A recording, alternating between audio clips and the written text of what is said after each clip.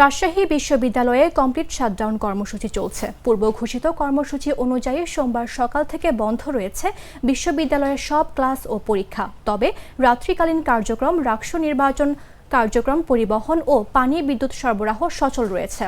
বিশ্ববিদ্যালয়ের কর্মকর্তা সমিতি, কর্মচারী সমিতি ও জাতীয়তাবাদী শিক্ষক ফোরাম এর কর্মসূচি ঘোষণা করেছে। রোববার রাতে জবিরি ভবনে সভা করে রাজশাহী বিশ্ববিদ্যালয়ের উপাচার্য সহ শিক্ষকদের লাঞ্ছিত করার প্রতিবাদে দোষীদের শাস্তি নিশ্চিত না হওয়া পর্যন্ত সকল প্রকার ক্লাস পরীক্ষা না নেওয়ার সিদ্ধান্ত নেন জাতীয়তাবাদী শিক্ষক ফোরামের শিক্ষকরা। এদিকে গতকাল রাতে উপাচার্য অধ্যাপক সালেহ আহসান নকিবের বাসভবনে অনুষ্ঠিত এক জরুরি সিন্ডিকেট সভার পর বিশ্ববিদ্যালয়ের কর্মকর্তা সমিতি ও কর্মচারী সমিতি শাটডাউন কর্মসূচি ঘোষণা করে।